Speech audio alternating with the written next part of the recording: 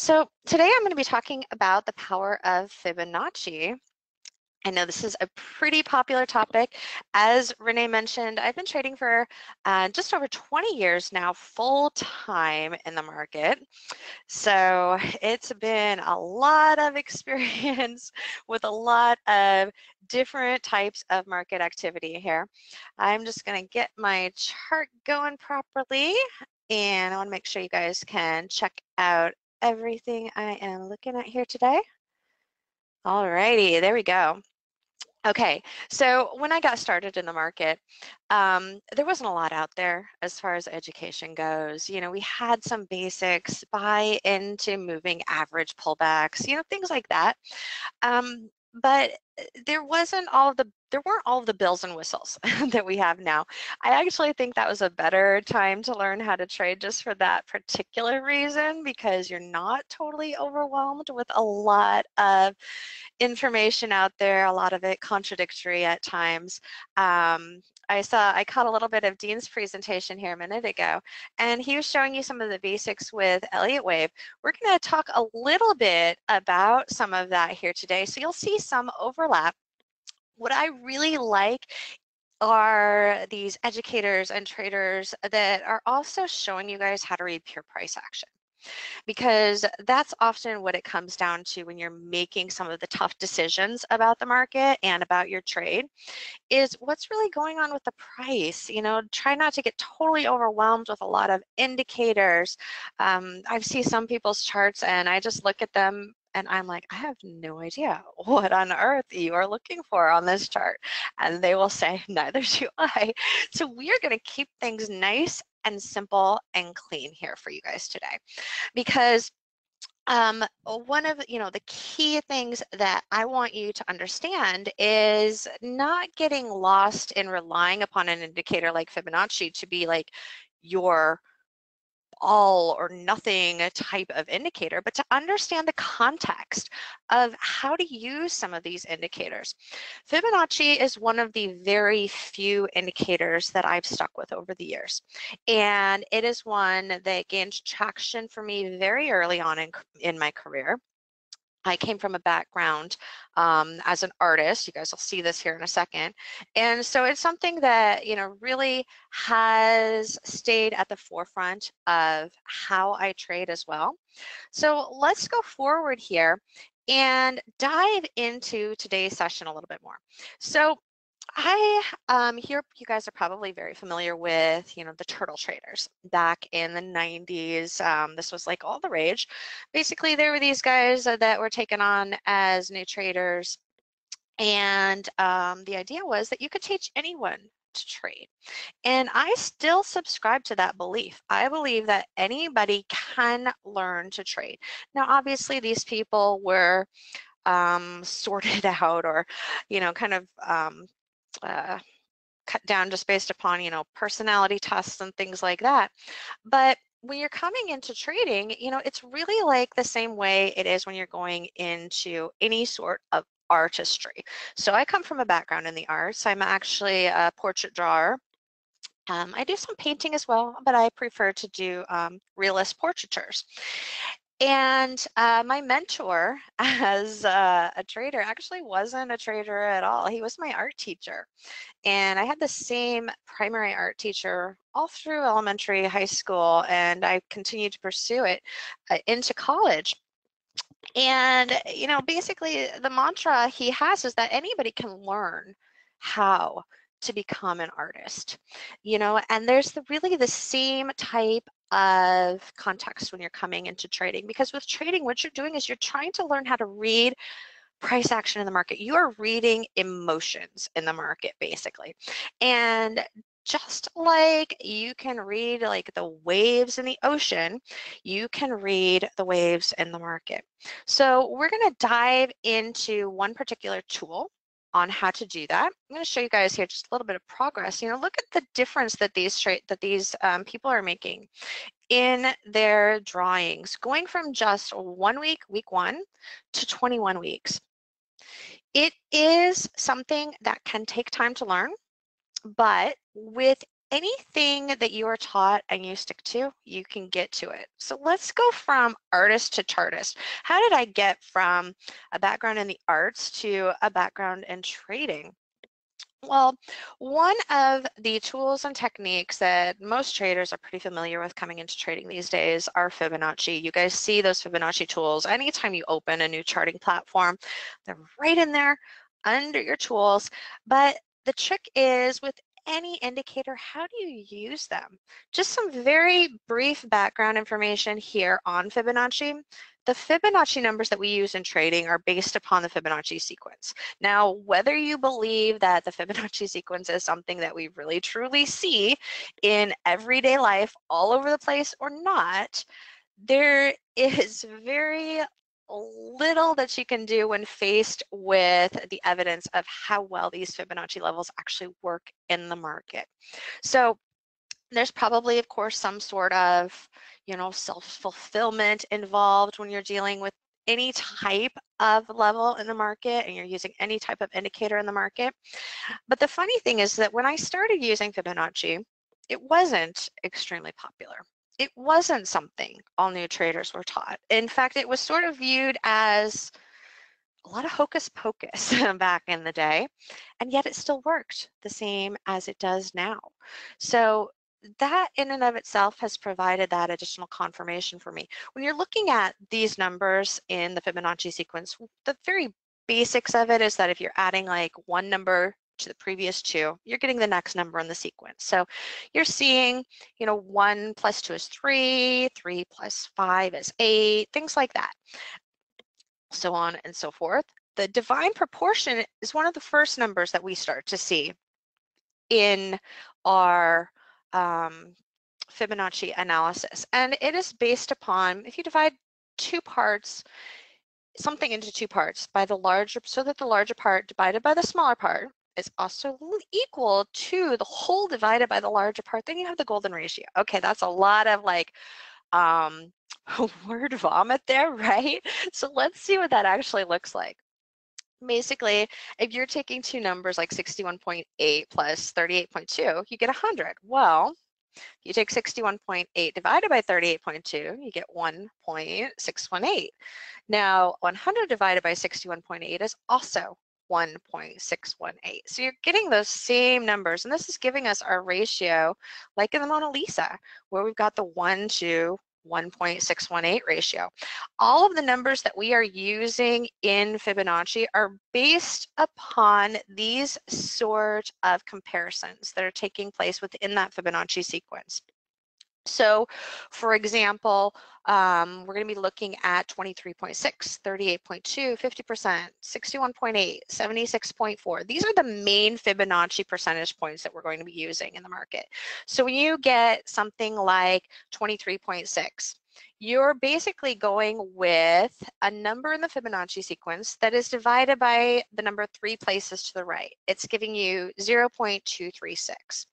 Now to get 0.382, you're going to be dividing by 2 numbers to the right.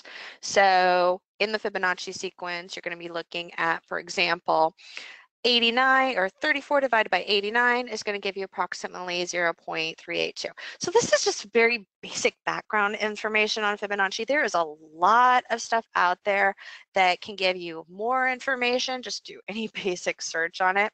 But let's dive into the techniques of how to use these numbers and actually apply them to the market. So enough of the mumbo jumbo about where these come from. The thing that you guys really got to realize here is that they work. And how do they work? Well, that's what we're going to go into here today. I'm going to show you 3 techniques where we can use different types of Fibonacci tools to help us with entry timing our targets, and then adjusting our targets as our positions continue to unfold. So the first tool that we're going to use in Fibonacci is the retracement tool. And this is an excellent tool when we are looking at patterns for continuation opportunities. So this can be something where you're getting into a brand new trend, or it can be a continuation of a trend. So this goes back to Dean's class on Elliott Wave, looking at the different locations for where these patterns are taking place in the market. When you're getting in on those first couple of waves on the upside, we're going to be using Fibonacci retracement tools to give us one of the clues for our entry timing. We're not going to look purely at Fibonacci though. I'm going to show you some other tricks to use in addition to the Fibonacci. So Fibonacci levels are drawn on an impulse move in the market. An impulse move in the market is a move that is a primary directional trend move in the market. So when you have like a strong uptrend move in between the corrective waves, that's called an impulse move. So we're looking at a trade here, pretty recent trade on the NQ. I'm going to show you some trades actually from today here in just a second as well, because I want you guys to realize that this tool is something that not only are we using it in today's market, but we've used it over time as well. So I'm showing you some previous trades that we did live in our League of Traders, and I'm even going to show you some from some live trades from 5 years ago, and then look at them in the context of today, because I want you guys to understand that this is a very fluid type of indicator. Whether you are coming into trading new, if you're going to be trading here in 10 or 20 years, the Fibonacci tools are going to be just as valid then as they are today, and just as valid as they were 5 years ago. And it's not just looking at the NQ. So I'm going to show you an example here with the NQ, this trade, and then I'm going to show you one with some trades here today. But any type of markets that you're trading. So you could be trading Forex, you could be trading futures, you could be trading individual stocks, options, it doesn't matter. Any time frame as well. So everything I'm teaching you here today, you can apply to any time frame, any market. So first things first, recognize what your impulse moves are. So these are going to be average to stronger than average waves within the market. You're going to draw your retracement levels on these impulse moves by going from the lower end to the higher end of an impulse move that is moving to the upside, and throw up these correction points, these percentage levels. So that 23.6 that I showed you, 38.2, 50%, 61.8, and 76.4. These are the main Fibonacci levels that I use. Some platforms will only have the 38.2 and the 61.8 on them. Usually you can go into the drawing tools themselves and add those additional percentage levels. The reason these additional percentage levels will is very important will become a little bit more evident here in just a few minutes. A lot of people will leave out, for example, the 76.4. When you're getting into adding fans and other tools, that 76.4 is actually a very powerful support level as well. So here you can see the Fibonacci retracement levels very simply put up onto this 2000 tick chart here. And you're going to notice that this retraced right into that 38.2% level. Now, it didn't just pull straight back into that 38.2% level, though. It had 2 waves of correction to get there. So when we are looking at entry timing, or I guess I'm looking at entry timing, hopefully it's we, but when I'm looking at entry timing, I'm looking primarily for 2-wave corrections that are taking place. So again, think back to your Elliott wave, 2-wave corrective moves.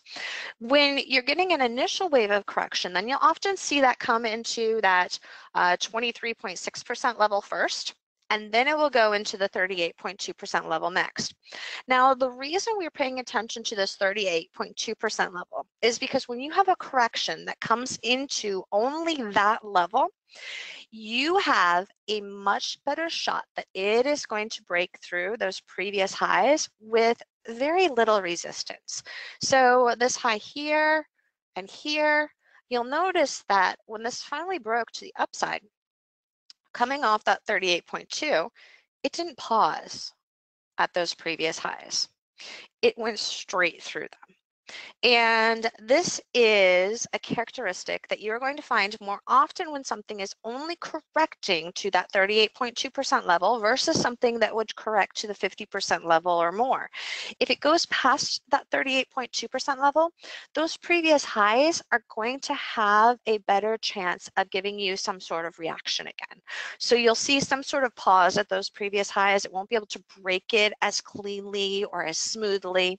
So when you're looking for continuation setups in the market, that you want a really strong breakout that doesn't have much of a chance of stalling right after you're getting into a position, ideally you want to look for something like this that pulls in twice, first retracement, second retracement. So you'll see these two pivot highs basically, and you'll usually see two pivot lows.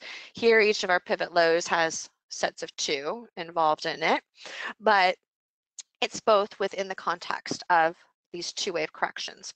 So the buy trigger that I look for is not a breakout of the entire trading range. Instead, it is a break of that second correction, the one that is coming off of that 38.2% retracement level. That keeps my stops very tight compared to what I'm expecting as the reward on a position. We'll talk about what to expect for those rewards here in just a second, but by keeping that entry tight, even if I get into a situation where things don't go as planned and maybe something happens, you know, momentum shift takes place and it just doesn't follow through like I'm anticipating it's supposed to, well, by getting into something at a level close to that 38.2, where it's that smaller channel break, I'm still able to manage a position so that even if the trade doesn't work out for me, more often than not, I'm going to end up with a scratch trade, maybe some small gains, maybe a small loss, but very rarely would I have a full on total stop. So very important traits I just pointed out here. First of all, two-wave correction. Second of all, 38.2% retracement. Third, trigger when that break comes off of that 38.2% retracement level. You'll notice here it tests it twice, right? So why here instead of here? Well, this is higher risk just because of some stronger momentum into it when it hits it the first time. And I'll explain that to you here when we get to technique 3. But that channel break and then your stop is under that low. So this is a core typical pattern you're going to find day in, day out in the markets. This is a trade here that took place back in 2013. So 5 years ago, exact same type of situation. You've got your impulse move on the downside, and then you've got a two-wave correction off lows. First correction takes you into the 23.6% retracement level. Second one takes you into the 38.2%. So even though this overall move to the upside is still pretty strong, it's not just, you know, beasting out longer like we saw on the Nasdaq a minute ago, it still is able to get very strong momentum on the downside before it can then have a stronger continuation. So when you get an entry off that 38.2%, you usually have your best timing opportunities. Here's another trade I had fairly recently. This was early in the morning, and you'll notice it looks almost identical to the Looney trade from 5 years ago. So even though we've got a 5-year difference between these two trades, you have the exact same pattern that unfolded. You've got the initial bounce following the impulse move into that 23.6% level, and then you've got that secondary bounce into that 38.2% level. So this becomes a really ideal level to look for a short. Now, there are going to be some cases where this will pull back into this support here and then offer another two-wave move there and a continuation. So you'll get this as wave 1 and this is wave 2 and then the continuation. But you don't always know going into this if it's going to pause here a little bit and continue, or if it's going to pause longer and go, or if it's going to go straight through that support level. As long as it has a two-wave move into the 38.2% level, the odds of it holding that zone are going to be pretty good, and you have a good chance of getting some initial triggers. You always have to look at larger time placement, larger trend placement, That's going to give you some additional clues, but in and of itself, this is what we are looking for when we are looking for continuation moves in the market. The slower this takes to come into the 38.2%, the less reaction you will have at that previous low. But overall, by coming into the 38.2 and then giving you your trigger, you're not going to have as much of a chance of something like this happening, where it would turn around, take out a stop, and end up with you trapped.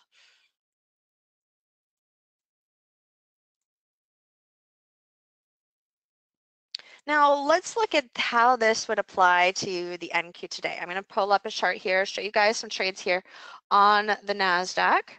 And the first one I'm going to show you is actually, let's see here. I'm going to look at the move here this morning. So we were tracking this in our live room here this morning, and right away out of the open, we had this first continuation move. Notice it is very similar to what we saw on both of those previous charts. It's just backwards. So we have a two-wave correction off of that first high this morning. So the two-wave correction being the first thing that we want to watch for. Second of all, we want to watch for what's the percentage of our retracement. So we're going to go down, this is Ninja Trader, we're going to go down, pull up Fibonacci retracement. We're going to go from the low end of that impulse move to the upper end of that impulse move. Now, in this particular example, that first one broke through the 23.6. So this actually could have put in a second move that would have gone a little bit farther, but instead, it shifted that momentum a little bit with that second move. So this triggered an initial continuation on the upside immediately out of the open. For those of you that use Fibonacci fans, you want to get a little bit more in depth. This is where that 76.4% comes into play really well, because you'll often be using a fan from here to here, and then that 76.4% zone is where you will get really strong continuation moves. If it's going a little bit earlier than a 76.4, then you might have trouble with it giving you a full-on strong continuation breakout. So it might only come to like a 50% or 61.8% fan. And that might spell a little bit more trouble for it as it tries to break higher. I'm not going to dive into fans here too much into today's session, but that is one of the Fibonacci tools that I do rely on, especially when helping new traders or traders that are looking to gain consistency in their trading, look for tools that are going to give them additional assistance. So by coming into this 38.2%, this gave us a really strong setup for a continuation move this morning. And it propelled this into 100% target levels, which is what we're going to look at next. So when we're looking at our next technique using Fibonacci tools, we're going to look at how to establish target levels. So one of the ways we're looking at establishing target levels is to use a Fibonacci extension. A Fibonacci extension is a 3-point tool in the market though. So instead of going from the 2-point move with the impulse move, we're going to be looking at a 3-point move. We're going to go with that impulse move to start with, and then the retracement. So into that 38.2% retracement. This is going to give you target levels, where you're typically going to be looking for 100% extension for a target level for a breakout. This is just going to be your core textbook continuation pattern. We'll look at some variations of this here in just a second, but that is the main zone that I look for as a target. You can see this actually went past that. I'm going to show you guys why here in just a minute. This is also what helped us with timing a reversal strategy on the Nasdaq, one that we were basically watching for weeks. I was looking for this to form a pattern. I call it 2T. You'll probably see it referred to like ABC and some other places. Basically, you're looking for a high that's just shy of a previous high, and then you're looking for a correction. In this case, it actually goes to about that 50% point. And then you're looking for a measured move as a continuation. So that continuation move with that 100% target level, even down here, before it started moving on the upside, we were looking at that as a target. So way before any of this ever formed, we were still expecting that as a target level. And that is because when something pauses just shy of a previous high and has a slower pullback, you often get that continuation move. Usually after a little two-wave correction, your two-wave, Elliott wave correction there. So we had this targeted as a target long before it ever hit. Why? Fibonacci, market symmetry. That's what we're looking at here. So your impulse move, your corrective move, and then your extension move.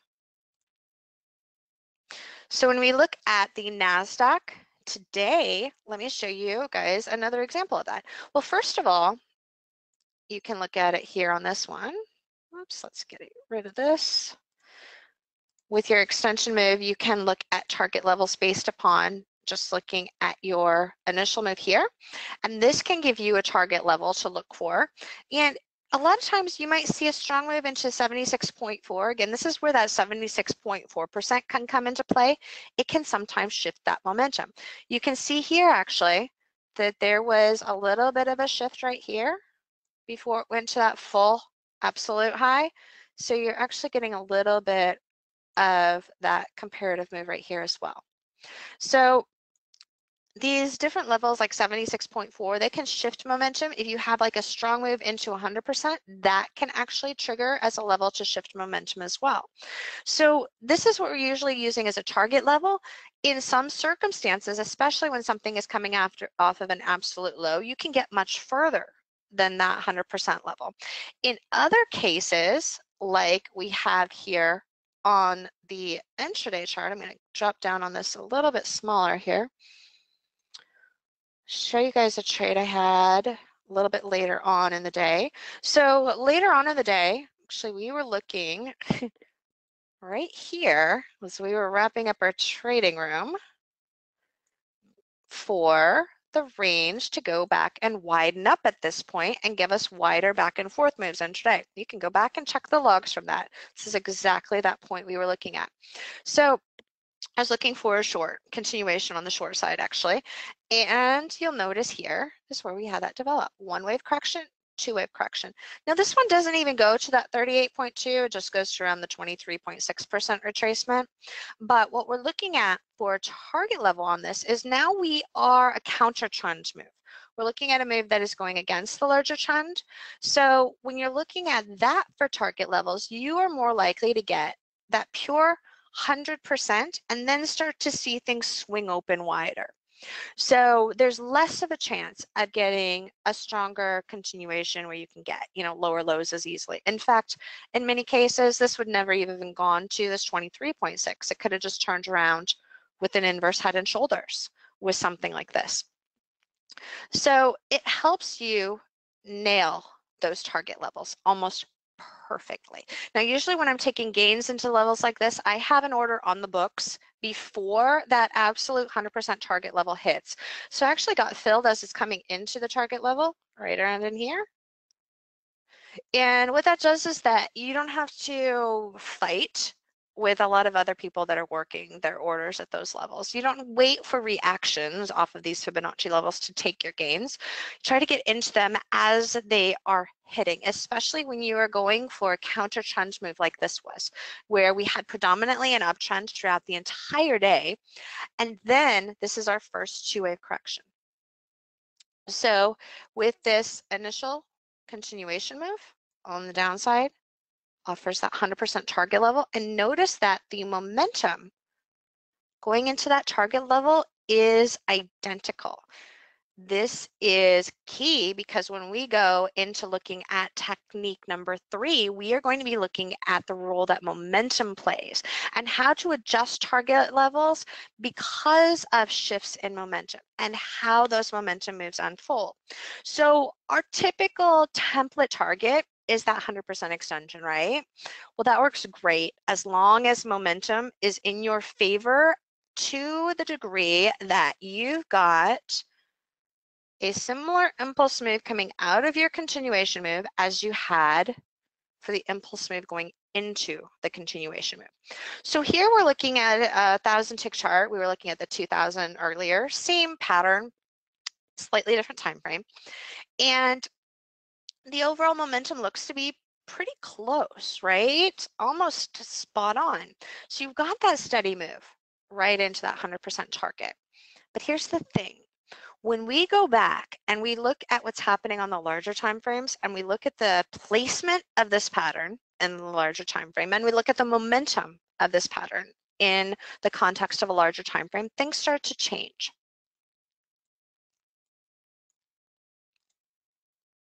So here is the 5-minute chart of the NQ compared to our 1,000 tick chart over here. First thing you're going to notice is that we've got this longer trading range that had been in play here going into this continuation move. This is coming down off of a much bigger breakdown. So we've got some initial movement to the downside, but when we look at how those measured moves happen on the time frame chart, there's a big difference comparing our momentum on the time frame chart to what it looks like on the tick charts. So on the tick chart, it looks about the same. On the time frame chart, it is much, much stronger. So instead of getting purely that 100% target level based upon the measured momentum type of move, this tells me that I can actually expect more out of this trade than I would have just been anticipating looking upon a tick chart where the momentum is the same. Because when momentum is picking up and you have much stronger momentum than average into these 100% extension levels, you have a better chance of going for larger targets like the 138.2% extension as opposed to just purely that 100% extension. That 100% extension, just like we saw with the 76.4% earlier on the NQ today, it can stall a move. It can serve to shift the momentum of that trend, but it might not be the full end of that trend. So an extreme move into a support level, the 100% support level, can still yield more out of it, but it can shift that move. So often that more that you can get will be a two-wave correction and then a two-wave continuation. So I'm still going for those waves of two. I'm counting waves of two. Two correction, two, and then looking into where that two support is. Sometimes it's the 123.6, sometimes it's the 138.2. But it helps you get more out of the trade than you were originally anticipating. So let's go and show you that NQ here as well. Kind of going back and looking at some of these target levels on this larger time frame here, right here. So the stronger than average moves, when you are dealing with something that is just coming up to a midway point, and you're looking at your entire larger trend. If you have something that is just starting off as a new trend and your correction is something that's going to break your channel, well, you have resistance at that 100% level, right? But you also have the potential for it to go and give you larger target levels. Sometimes it means correcting at that 100% level, going into a range, basing, breaking out for a bigger breakout later on. But the placement for this is key because you're looking at a strong momentum move that is now kicking off a stronger upside move compared to a weaker downside move. So it means you have the odds for a greater, stronger continuation.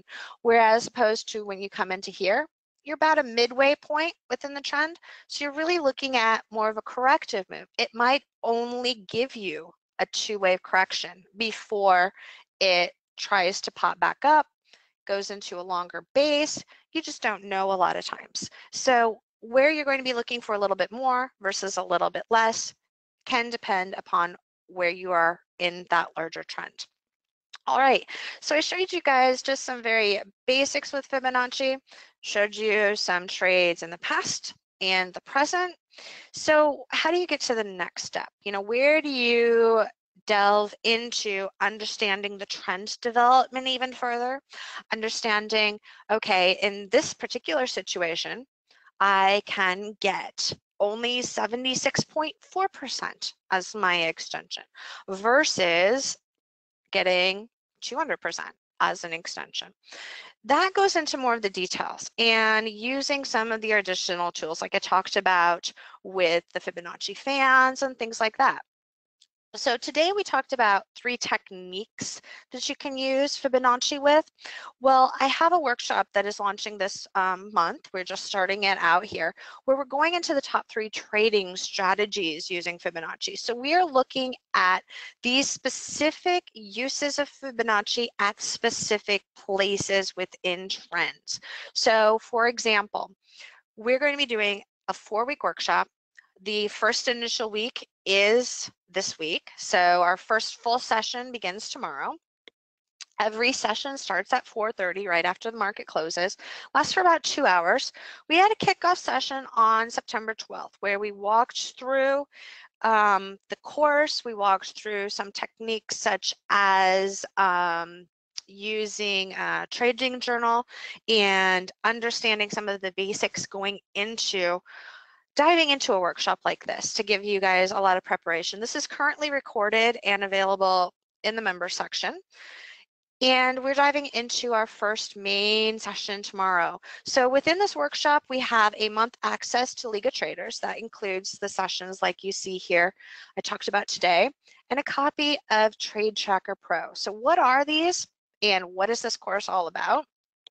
Well, let me tell you a bit about it. So I would say 9 months or a year or so, I usually do a boot camp, something that goes into the core aspects of my trading strategy and how I trade.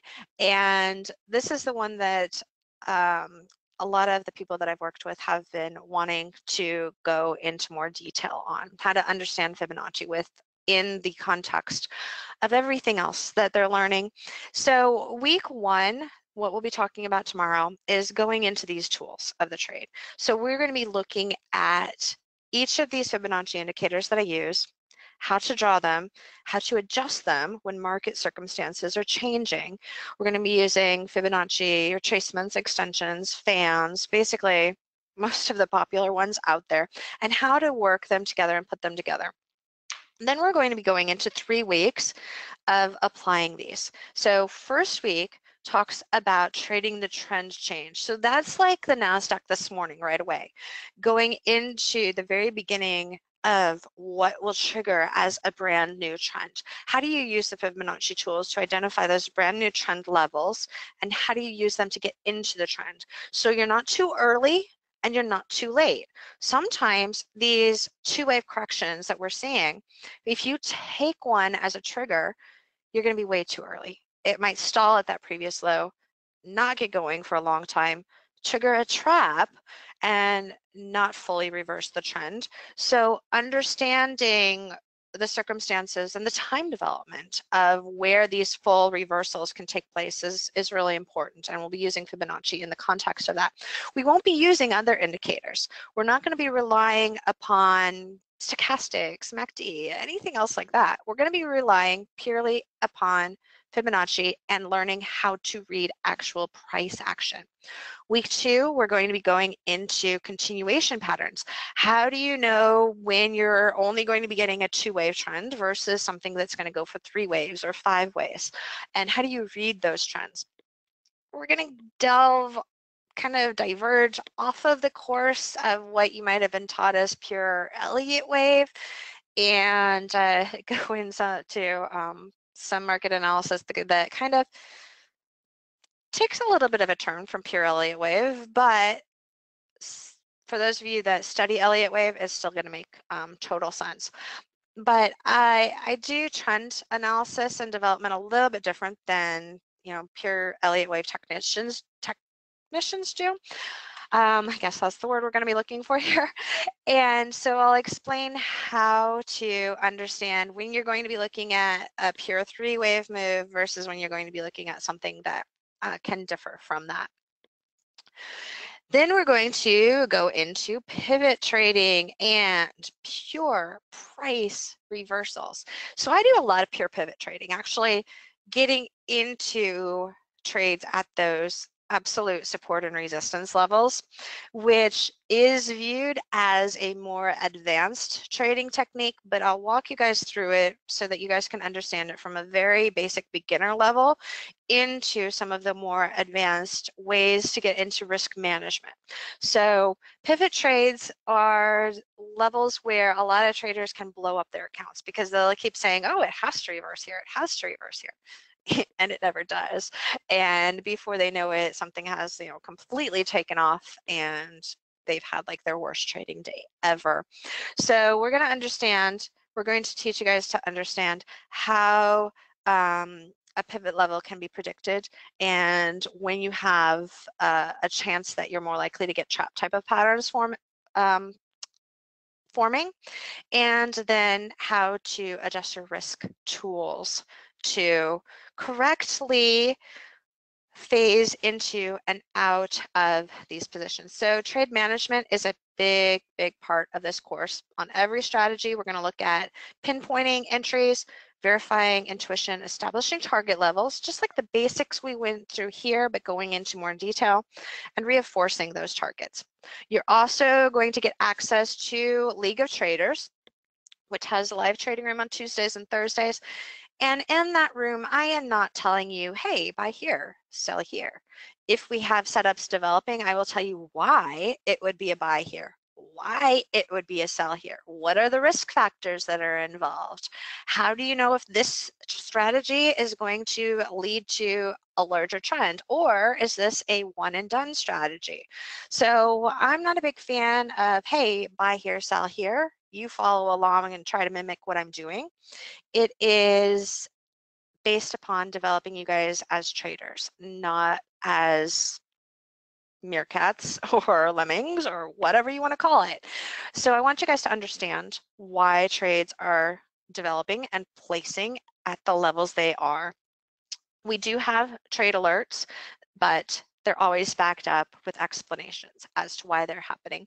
Every Monday, I have sessions that focus purely upon one aspect of trading, whether it is trade management, whether it is recognizing situations in which flushes are most likely to happen, whether it is how to use a specific Fibonacci tool or trade a specific strategy. And we also have, of course, videos and additional webinars that happen throughout that. We're including Trade Tracker, which adds these fans onto NinjaTrader. So if you guys don't have a lot of your tools like the fans, you can download and add this Trade Tracker. So this entire course, 4 weeks of live training, plus the kickoff, which is recorded and you can access it now. You can also get all sessions recorded, unlimited time, no cutting you off on the course. And you'll get a copy of Trade Tracker Pro and a month of access for League of Traders. Looks like I am about out of time here. I'm used to teaching classes that go much longer than 45 minutes. But yeah, Josh mentioned that problem I can see as two-way move as opposed to 6, 7, 8. How do you know which to look for? That is what we get into here. It's very important not just relying upon Fibonacci tools, but also understanding the context of how to use those tools in a trend. So the entire course is based upon not just using Fibonacci tools, but using them to help you assess where you are at in the trend in the market.